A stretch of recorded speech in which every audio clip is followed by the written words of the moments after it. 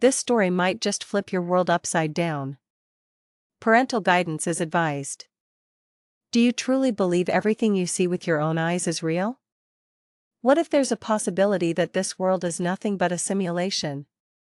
And what if the sky, the weather, natural disasters, they're all manipulated by a higher civilization? Folks, who could resist a mind-bending suspense story before bed? Alright. Let the story begin. I'm going to die, Brandon suddenly said one morning, just as I was sipping the soy milk he'd handed me along with a steamed bun. Like he always did. You're kidding, right? I felt a jolt of shock. Brandon was my boyfriend. A true genius. His IQ was off the charts. By age 3, he was fluent in 4 languages. At 6, he was accepted into a top university, becoming the youngest college student ever. By 10, he'd already earned his doctorate, skipping multiple grades. Everyone believed he was a prodigy, destined to become a leader in scientific research. But then, at 12, he abruptly resigned from all his positions, destroyed his accolades, and vanished into seclusion. His explanation to the media was simply, "We are merely fish in a tank.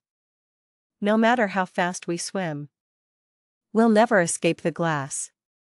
People thought Brandon, the genius, had gone insane. It was as if he'd been stretched to his absolute limit, only to snap and lose all resilience. Brandon and I were supposed to be from different worlds. This year, after graduating high school, I went to a secluded retreat for some clarity on my college plans. That's where I found Brandon, meditating on a cushion. He was incredibly handsome, with pale skin, and even in simple clothes, he commanded attention. The moment I saw him, the phrase déjà vu popped into my head. Ever since I was little, I'd had a recurring dream, inside a temple. A man with an indistinct face sat in meditation. So, I couldn't help but say to Brandon, "You know, I feel like I've seen you somewhere before." He smiled, his dark eyes fixed on me. "I know. That's why I've been waiting for you here." At the time, I had no idea he was the brilliant genius who had once captivated the world a decade ago. Despite it being our first meeting, Brandon and I felt like old friends. Within a few months, he confessed his feelings. "I like you," he said. "I'm not a person who falls in love easily. I'm telling you this because I don't have much time left." I didn't understand his words, but I was captivated by his appearance and his calm, profound demeanor. So, I said yes. Our relationship was devoid of any grand romantic gestures. Brandon wasn't one for outward displays of affection, and his life was incredibly simple. Aside from the time we spent together, he would just sit in his room, reading. I'd often ask him, "What's the point of reading all this obscure stuff? It's not going to feed us." Brandon would usually just smile, never arguing. But a few days ago, he asked me, "Have you ever thought about why humans live?" I paused, then replied, "To enjoy life. To try new things." He shook his head. "Humans live out of compulsion. They are forced to be born, forced to die, then reborn after death, and die again after rebirth. It's an endless cycle. A form of suffering that can never end." I didn't understand what he meant, trying to explain it scientifically. Cycles don't exist. When a person dies, Their body turns to dust. As for newborns, that's just sperm and an egg meeting. Brandon gently stroked my head and sighed. Have you ever kept fish? He asked. I was confused. My dad used to. Suppose a fish has never left its tank. Never seen any other kind of fish. Would it believe that its world only contains its own kind? I tried to put myself in the fish's shoes. After a long moment, I nodded. A fish might think it's the only kind of fish in the world. Similarly, Brandon said, enunciating each word, we humans have never encountered another species like us. This only suggests that, like fish, we are merely kept by a higher civilization, confined within Earth. His words sent a shiver down my spine. He was right. In human eyes, Earth feels vast. But compared to the universe, it's nothing more than a speck of dust.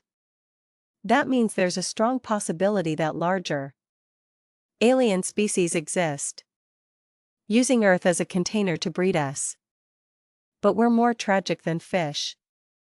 Brandon continued softly. Fish cease to exist after they die in the tank. We, under the control of a higher civilization, have our memories erased after death and are reborn as new infants, constantly enduring the pains of cold, hunger, societal pressures, ridicule, and a cycle of suffering. Death. Then new life. New life. Then death again. It's an endless cycle. The thought of an endless cycle of suffering made me feel inexplicably heavy. My whole body uneasy. Just then, my college advisor texted me, asking for student information. I instinctively clicked on her WhatsApp profile and saw a picture of her sitting in a new red BMW. Her caption read, "Thank you, my dear husband, for my new ride. So happy." A moment later, the post vanished. She blocked you, Brandon said, glancing over. Higher beings allow us to develop on Earth. They don't significantly interfere with human civilization. But we humans are digging our own graves. Setting high material wealth, respectable careers, and beautiful appearances as standards of success. I didn't take him seriously. He was overly paranoid. My advisor's social media post pulled me back from the unsettling thought of humanity being farmed on Earth. My dream is small, I blurted out. I just want a good job after graduation and a big house. Sigh. Earth is so huge. Yet it can't even give me a free home. Brandon seriously told me. If the higher beings notice you among the fish, they might grant you unexpected gifts. Like winning a huge lottery. An unexpected inheritance. A sudden opportunity. Or an abrupt surge in wealth. To them, these are just idle amusements. Like when you were a child and, bored, would kindly give a cookie to an ant. I quickly clasped my hands together, pleading, please, oh higher beings, grant me $130 million in the lottery. On a whim, I bought a quick pick lottery ticket. The next day, I won. It was $130 million. After taxes and charitable contributions, I walked away with $8 million. Excited, I rushed to tell Brandon. I really won the lottery. But his face turned ashen. He locked himself in his room, refusing to eat or drink. Late at night, I heard his voice, a mix of despair, excitement, and frustration. We can escape, he murmured. We definitely can escape. I found him, Sakyamuni. He's the only fish on this entire earth who escaped the tank and broke the cycle. I knocked on his door, wanting him to come out and eat something. But Brandon was lost in his own world, oblivious to my words. Early the next morning, his door was ajar. I pushed it open to find the room empty. Brandon. Where are you? Don't scare me. The living room door opened. Brandon stood by the entrance, changing his shoes. He looked just as he always did, handsome, with loving eyes. Ashley. Come eat. I took the soy milk from his hand and sipped it. You didn't leave the house all day yesterday. And then you were gone this morning. You scared me to death. Brandon just hummed softly, gazing at me with overwhelming tenderness. His expression made me feel uneasy. Have you eaten? I asked. What were you mumbling about last night? Brandon didn't answer my questions. He gently touched my hair and said, with unnerving calm, the higher beings have noticed me. I'm going to die. My eyes widened in shock. You're kidding. Right? Perhaps. Brandon walked toward the balcony. Brandon. Don't. I'm scared. I frantically dropped the soy milk and clung to him. Desperate. Don't jump. I won't jump. He said. I won't let you bear the scorn and suspicion of humanity for nothing. Brandon gently pulled the balcony curtains shut. Ashley. Remember this, even if I die, I'll always be with you. The sunlight no longer streamed in. The pink orchid on the flower stand slowly unfurled a few petals. I sighed in relief. Orchids hated direct sunlight.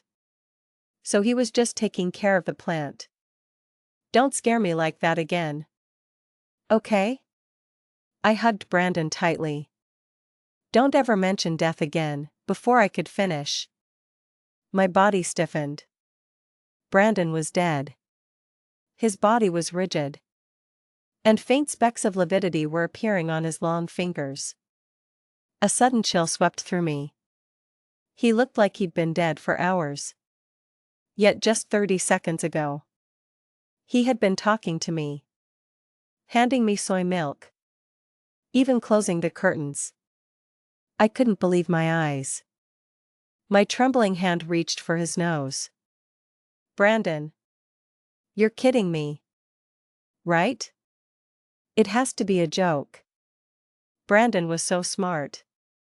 He must know how to make his skin stiff and pretend to be dead. But I waited and waited. And Brandon didn't wake up. Instead, I watched, horrified, as the lividity on his skin spread like vines, gradually creeping up to his face.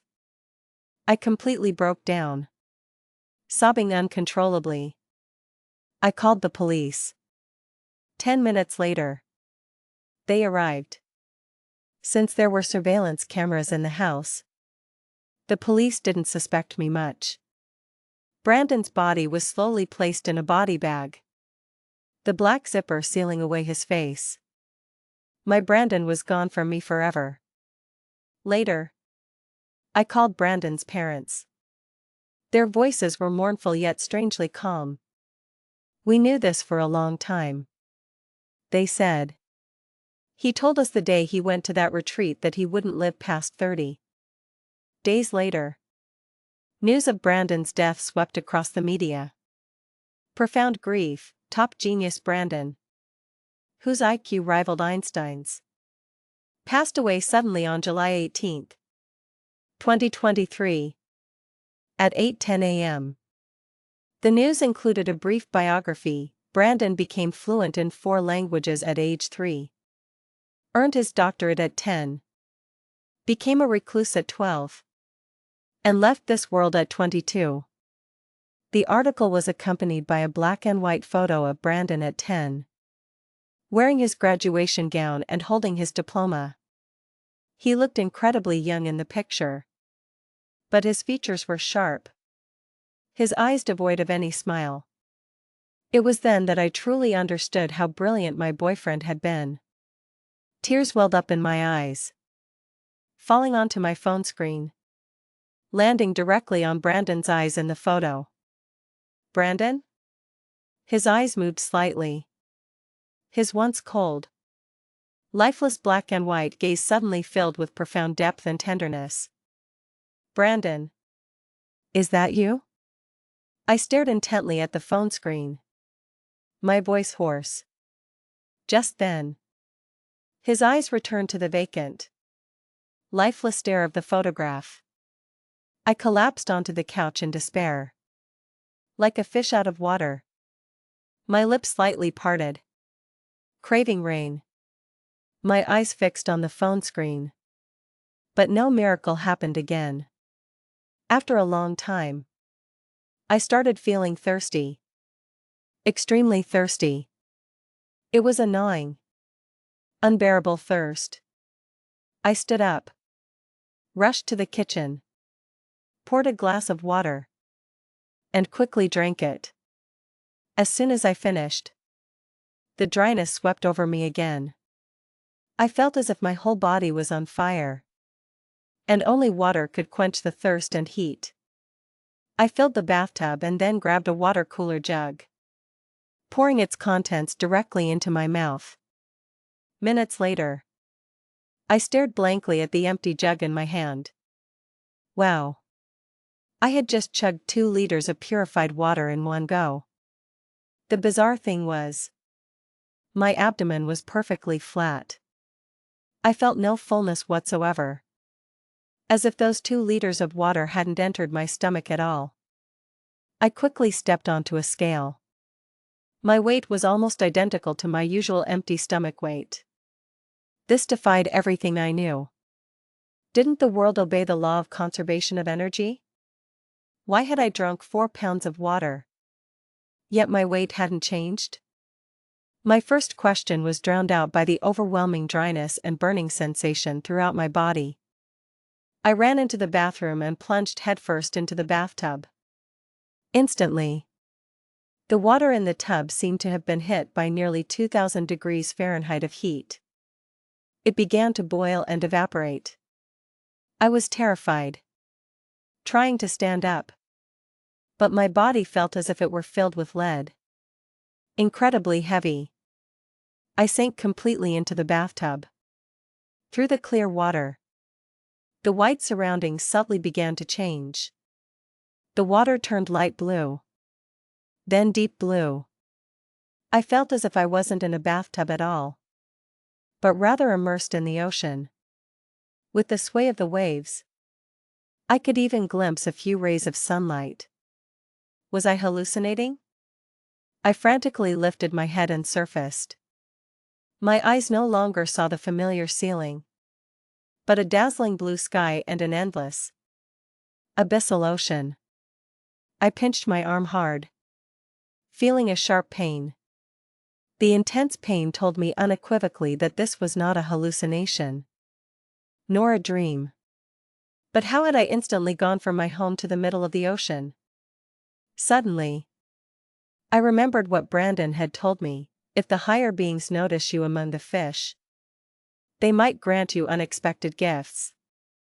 To them, these are just idle amusements. Like when you were a child and, bored, would kindly give a cookie to an ant.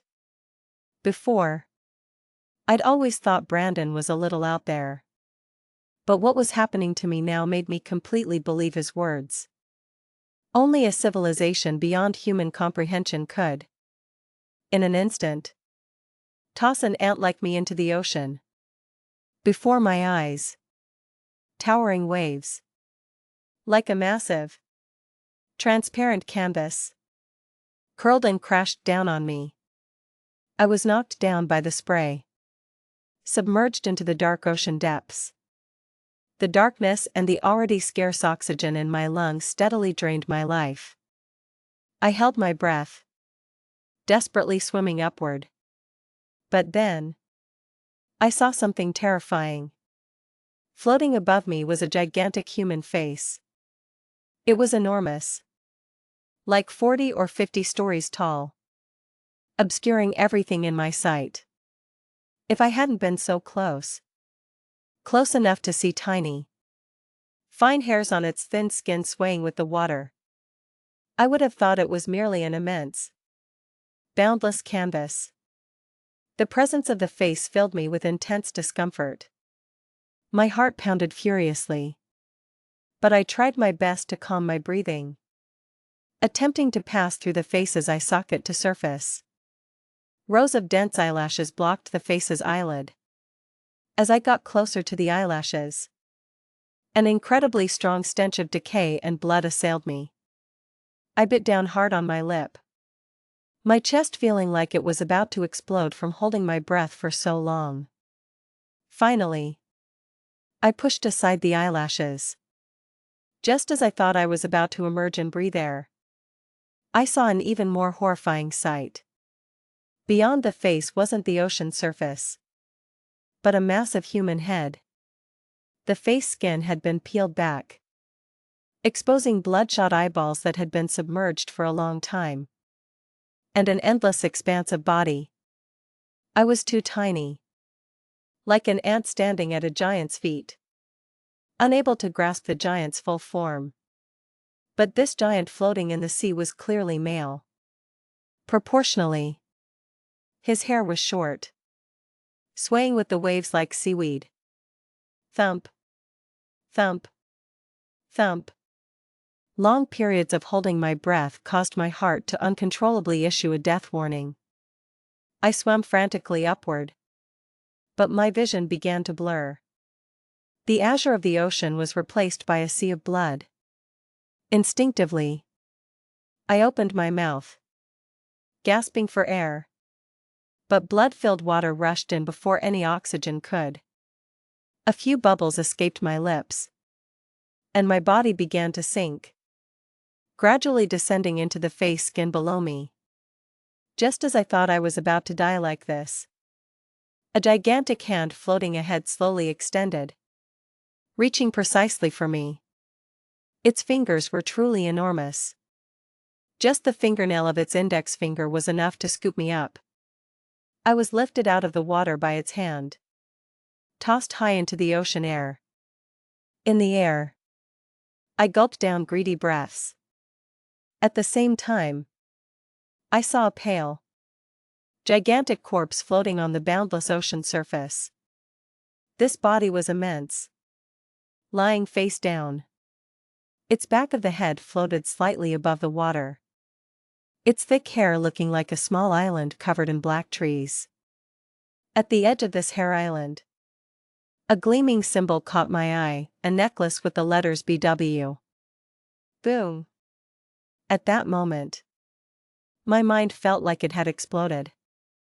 BW were Brandon's initials, combined with the last letter of my name. Could this enormous, pale body, swollen from the seawater, be Brandon? All the blood in my veins seemed to congeal. My throat felt as if an invisible hand was squeezing it, rendering me utterly motionless. The next instant, the prone body slowly turned over, lying face up, gazing at the sky. Its face had no skin, making the entire visage appear bony, bloody, and horrifyingly gruesome. Plop! A few seconds later, I plummeted from the high air into its eyeball. Its soft eyeball felt like cotton candy, tightly enveloping me, making it impossible to breathe. I struggled desperately, but no matter what, I couldn't climb out of its eye socket. Help me! I screamed, losing all reason. But darkness swallowed me. Wake up! Wake up! Young lady! Oh dear! She's not going to make it. So young. And she drowned. I felt someone pressing on my chest. And someone else trying to open my mouth to give me CPR. Had I been saved? I slowly opened my eyes and found myself surrounded by a large group of people. The dark-skinned, skinny old man who had saved me looked visibly relieved when he saw I was awake. "Young lady. You're finally awake." A kind old woman next to me added. "Girl. It wasn't easy for this old man to save you. You had drifted out to the middle of the sea. But he wrestled you back from the Grim Reaper himself. He's your lifesaver." I lay on the ground, weakly looking at the old man beside me. Faintly, his past and future lives seemed to flash before my eyes. In his previous life, at age 10, he had been run over by a car in the street and died. In this life, the old man was reborn into an ordinary family. He loved water, loved to swim, and had saved many people. But his fate wasn't kind. In the future, I saw him getting into another car accident soon. His legs crushed.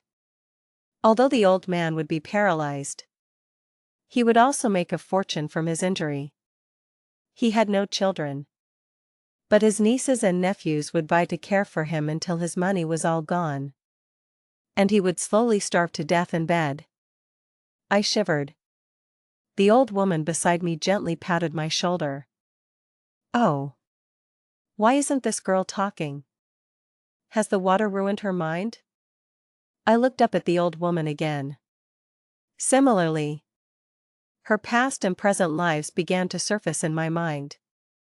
In her previous life, she suffered greatly, raising 6 children alone. The children, grown, were dutiful and invited her to live with them. But she couldn't get along with her daughters-in-law. One of them, in a rage, put rat poison in her food. In this life, she had only one daughter and was already retired, enjoying her travels. But this old woman's fate didn't seem much better. Her eventual fate was a diagnosis of late-stage stomach cancer.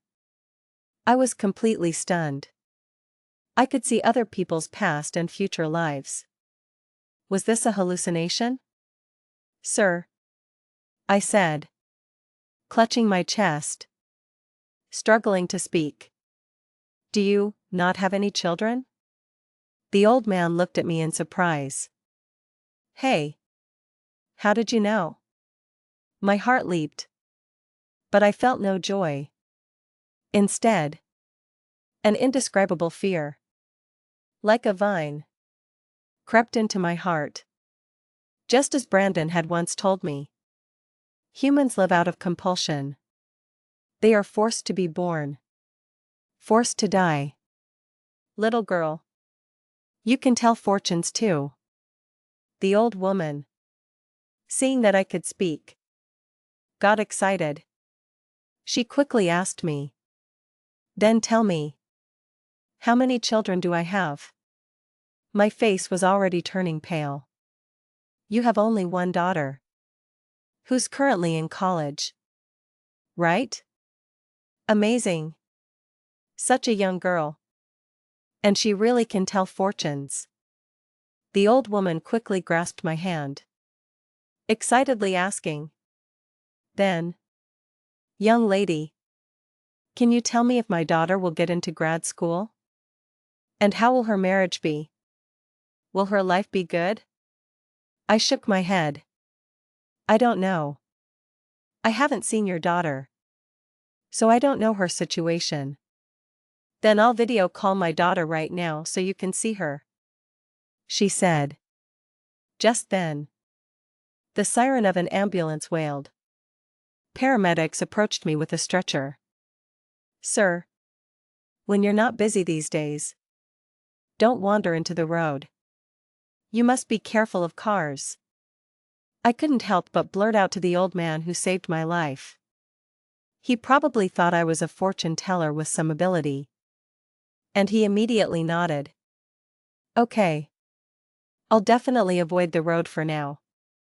But as soon as he said that, when I looked at him again, I saw a different, tragic future for him. He saved another person while swimming at the beach.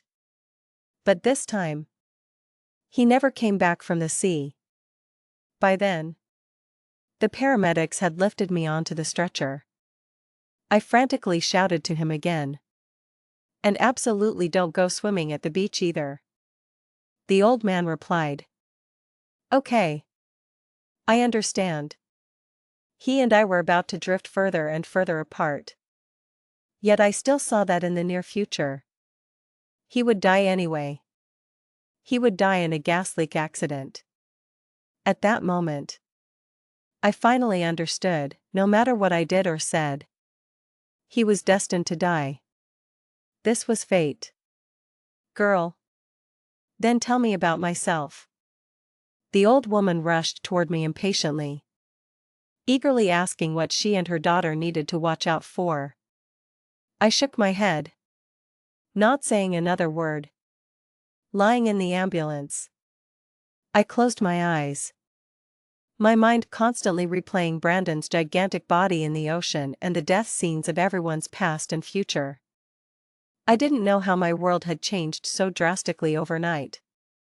I used to be just an ordinary college student, yearning for scholarships and fearing failing courses. But now, I could suddenly see everyone's entire lives. Why did I have this ability? Perhaps the higher civilization had noticed me.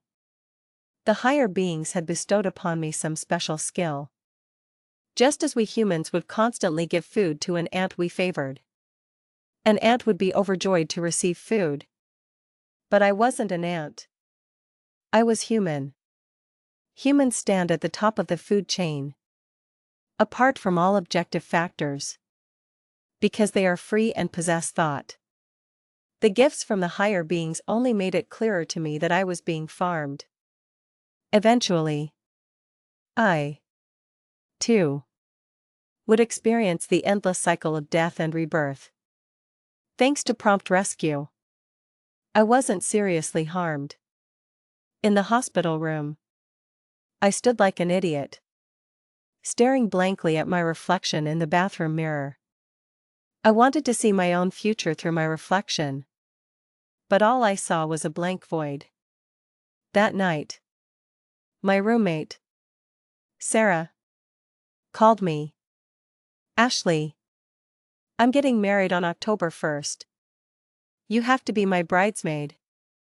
I was stunned. You don't even have a boyfriend. How are you getting married? Sarah was even more shocked. Are you kidding me? You were the one who introduced me to my boyfriend. Don't you remember? I froze.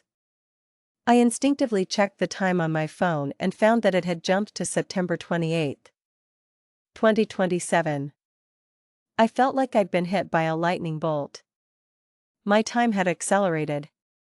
Only higher beings could do this. I frantically rushed to the window, looking up at the pitch-black night sky and the glowing moon hanging above. Was the moon I saw the actual moon? Or was it like in The Truman Show, a giant light bulb installed by higher beings? Soon, October 1st arrived. At the engagement party, Sarah placed lottery tickets in exquisite boxes as wedding favors. I casually opened one. The next day, I discovered I had won $130 million again. A chill spread through my entire body. I truly had been noticed by the higher beings. Why would they focus on me? Why did they bestow wealth upon me, transport me through time, and even give me the ability to see people's past and future? I didn't understand why. I locked myself in Brandon's room, just as he once did, studying the books there, refusing to eat or drink. Most of his books were Buddhist scriptures in Sanskrit. I was not a spiritual person. I couldn't make sense of any of it. After a long time, my stomach was rumbling so violently that I felt faint. It was then I noticed that, without realizing it, my entire body was soaking wet. As if I'd just been pulled from a water tank. Ring. Ring. My phone suddenly rang. It was the police, asking me to pick up Brandon's autopsy report. I was confused. 4 years had passed. Why were the police only now asking me to collect the autopsy report? Instinctively, I looked at my phone again. It showed the time had reverted to the 3rd day after Brandon's death. This time, I wasn't overly shocked. I knew that if the higher beings could use an invisible hand to push me into the future, they could certainly pull me back to the present. I went to the police station. Through the door, I heard the forensic examiners discussing in bewilderment.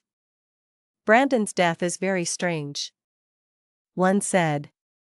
There are no visible wounds on his body. Yet his heart has countless punctures. But I've checked his throat and stomach. There are no needle marks. The forensic examiner sighed heavily. To put it simply, sharp needles suddenly grew within his heart, piercing it. And after his death, the needles simply vanished into thin air. Knock. Knock. I knocked on the room door. A police officer handed me the autopsy report. It stated the cause of death as sudden cardiac arrest. After picking up the report, I went to the university and entered my dorm room. Sarah was on her bed, excitedly talking to our other roommates. You guys won't believe it. I saw this guy at the library. And he's so handsome. I really like him. The other 2 roommates replied. If you like him, go for it. Sarah immediately seemed disheartened.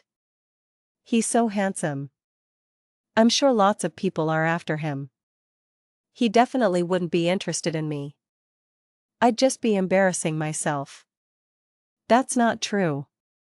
I told Sarah. The guy you like is my high school classmate. You know, after you graduate college, you're going to marry him.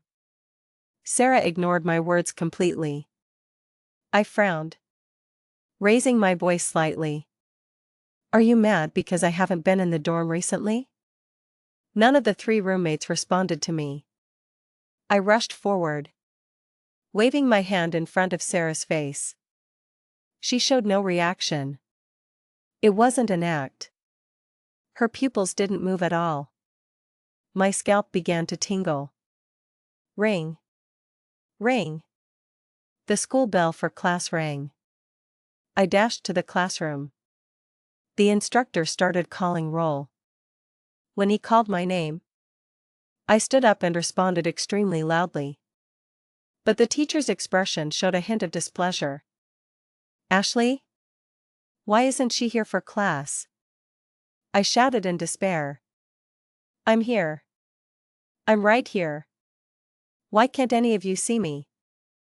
It was as if a transparent, soundproof, one-way glass separated me from them. I could see them. And I could hear them speak. But they couldn't see or hear me. I panicked. I grabbed a piece of chalk, wanting to write on the blackboard. But I could only get infinitely close to the chalk. Yet it felt like a membrane of water separated us, preventing me from touching it. From that moment on, I became an invisible, transparent person living in this dimension. I finally understood the huge lottery wins. The ability to see people's past and future. Crossing through time, these were not gifts from the higher beings. They were malicious manipulations and punishments. It was like a human giving an ant a cookie. And just as the ant excitedly drags it back to its nest, the human throws the cookie away and tosses the ant 108. 000 miles from its home. My life began to be controlled by these beings. I didn't know what to do. I looked up at the sky. The once bright sky gradually gathered dark clouds. The weather was changing. This time, the hailstones fell before the lightning appeared, pelting my body like ice chunks. I missed Brandon. Every time it rained heavily, he would wait for me at the academic building with a black umbrella. Now, it was my turn to find him. I ran desperately toward the ocean. The downpour intensified. The rain turned into a wall of water, making it impossible to move forward. Step by step, I walked toward the sea, then plunged into the surging waters without hesitation. The tumultuous waves swallowed me. But to my surprise, I felt no discomfort whatsoever in the ocean. Look! There's a giant human head in the sky. I vaguely heard someone shout. Is that a mirage? Oh my God! How terrifying! I thought they were talking about Brandon's head. But when I surfaced to check, I saw that the head in the sky was actually mine. My black hair obscured my face, sticking wildly to my neck, making me look especially terrifying.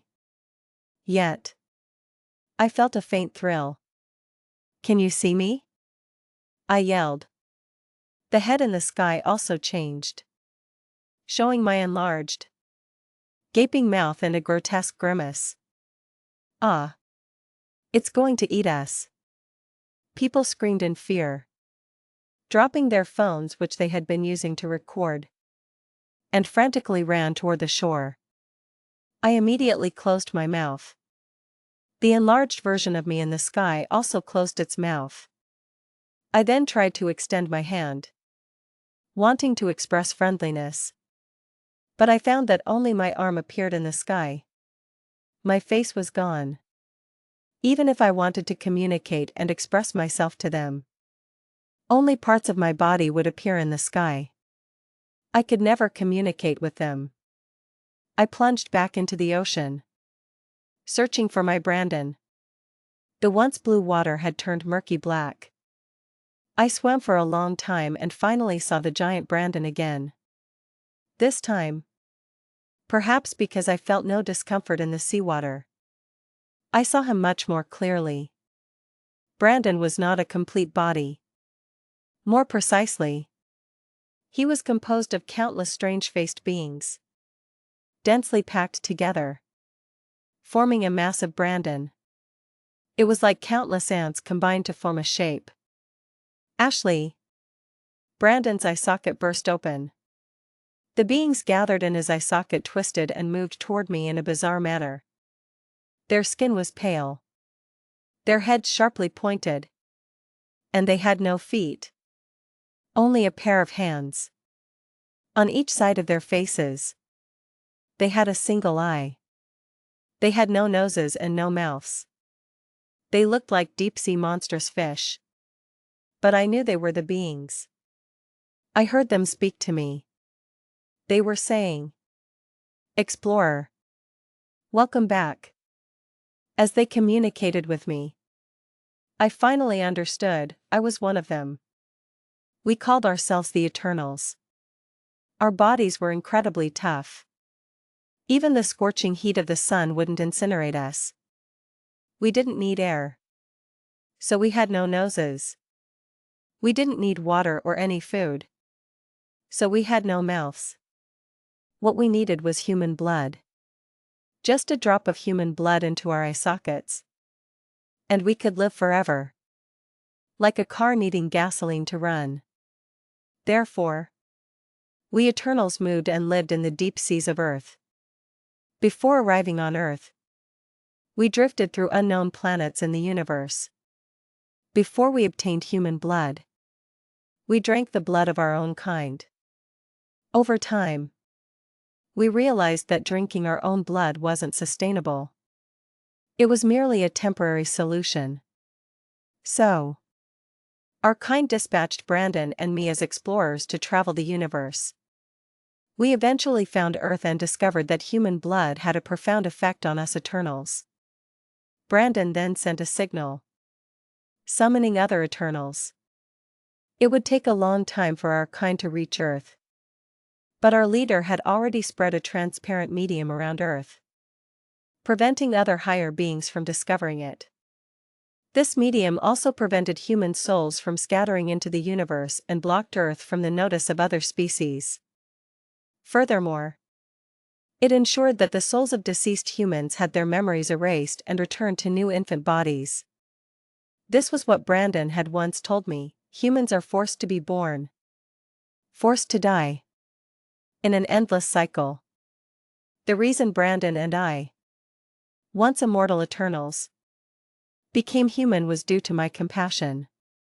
Brandon and I were eternal explorers, similar to human explorers like Columbus discovering new continents.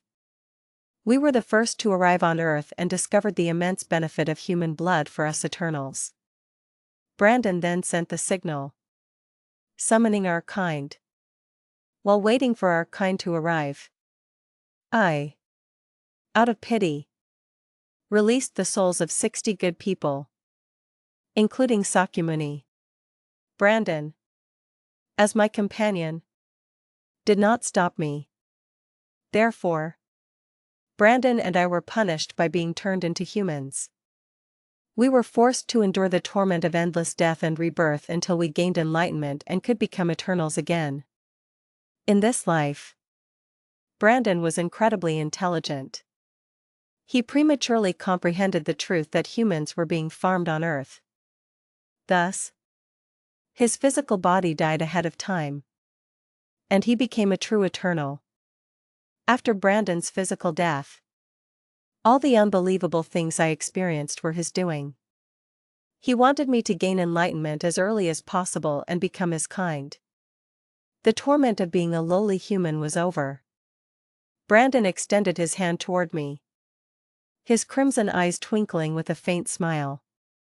Now, we will be together forever. Forever immortal. As I reached out my hand to take his, I suddenly felt the world grow chaotic. The seawater surged. The Eternal Leader screamed in terror. Even higher beings have arrived. They've crushed the shielding medium we placed around Earth. The next instant, the leader's finger plunged directly into my eye. You foolish thing. You let Sakyamuni's soul escape. Which led to the arrival of an even higher civilization on Earth. His finger was like a blade piercing my eye, causing excruciating pain. My world went dark again. I heard Brandon's heart-wrenching scream. Don't kill her. I also heard the Eternal Leader shout. Quick!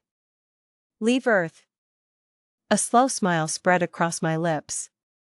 Now, humanity should no longer have to endure the cycle of death. Right? But then again, no. According to the law of the jungle, the weak are preyed upon by the strong. The even higher civilization that Sakyamuni brought might save humanity. Or perhaps they would enslave humans in an even more cruel manner than we did. Folks, that's the end of the story. Thank you for your support.